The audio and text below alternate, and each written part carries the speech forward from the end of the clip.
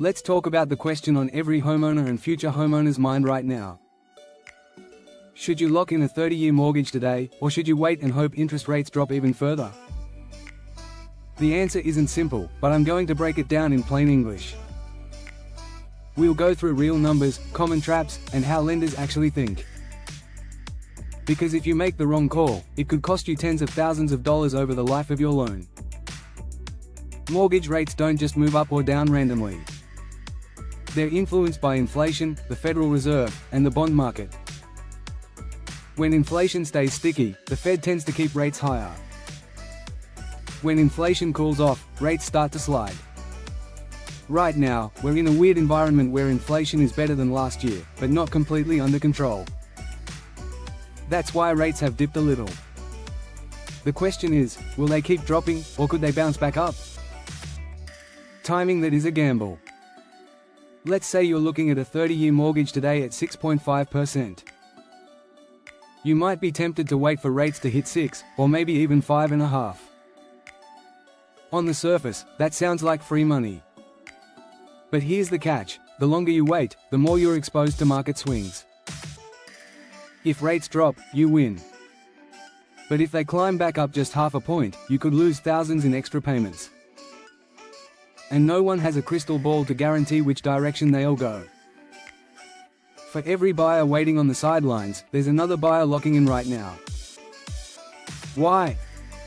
Because locking in creates certainty. Let's use numbers.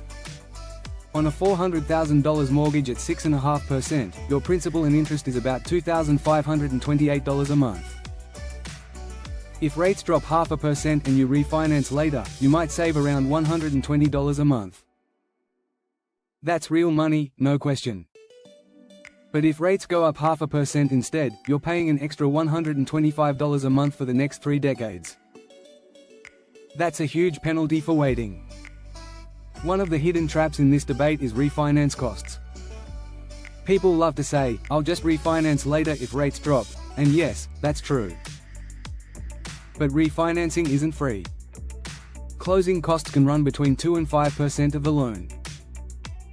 On a $400,000 balance, that's $8,000 to $20,000. Unless rates drop significantly, you could wipe out your savings just covering those fees. Lenders aren't running a charity. They're making money every time you sign those papers. Another factor people forget is competition. When rates dip, buyers flood back into the market. That means more bidding wars, higher home prices, and less negotiating power. So even if you snag a better rate, you could end up paying more for the house itself. In other words, waiting for the perfect rate could cost you in ways you didn't expect. So how do you decide? Start with your timeline. If you plan to keep the home long-term, 10, 15, even 30 years, locking in a solid rate today might save you stress. You can always refinance if rates truly collapse, but you've locked in stability in case they climb. If you're only planning to hold the property for a few years, waiting might make sense. But you're taking on more risk. The longer your horizon, the more stability pays off. Lenders also use something called rate lock periods. If you find a house and want to hold your rate while closing, you typically get 30 to 60 days. Some lenders offer 90. The longer you hold it, the more it costs. That's another hidden fee most people don't factor in. And here's the kicker: if rates go down during your lock, you don't automatically get the lower rate. You're stuck unless your lender has a float down option. And those usually cost extra. Psychology plays a huge role too. Homebuyers are terrified of regret.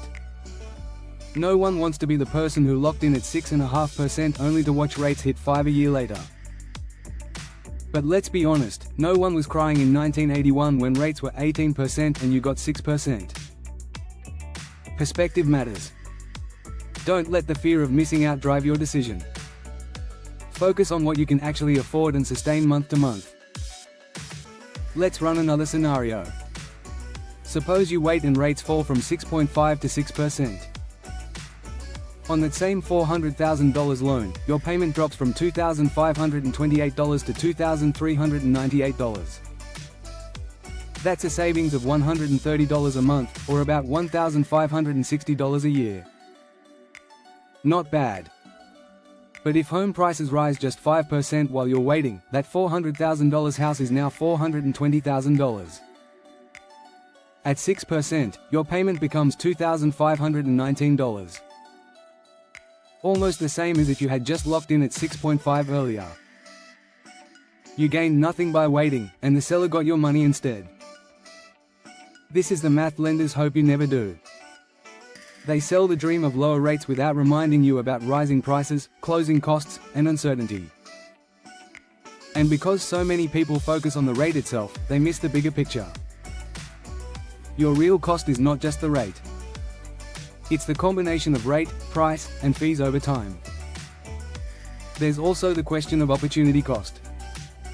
If you wait 6 months for a lower rate, you're not just risking higher rates, you're also renting longer. If your rent is $2,000 a month, that's 12 grand gone in 6 months with nothing to show for it. Stack that against the potential savings of waiting, and the numbers often don't work in your favor. Now let's talk strategy. If you lock in today, don't think of it as the end of the story.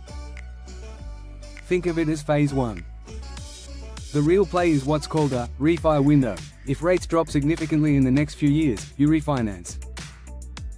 If they don't, you're still protected with the best rate you could get at the time.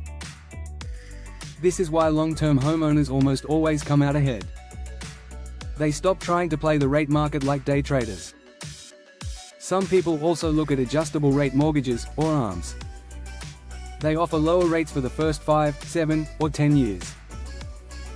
That can be tempting, but it's a double-edged sword. If you know you'll sell or refinance within that window, fine. But if life happens and you keep the home longer, your rate resets to whatever the market says. And that could be painful. For most people, the security of a 30-year fixed outweighs the gamble of an ARM. There's also inflation to consider. If inflation keeps trending lower, rates could slowly decline. But the market rarely gives you what you expect in a straight line. Rates move in waves.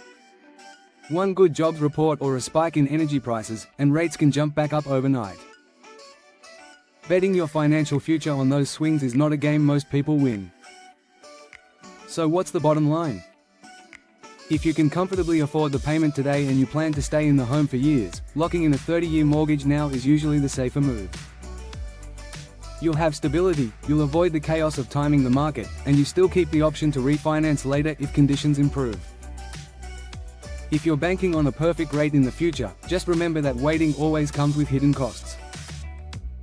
Sometimes the bigger risk is not acting. Money decisions are rarely about perfection. They're about positioning yourself so you can win whether conditions get better or worse.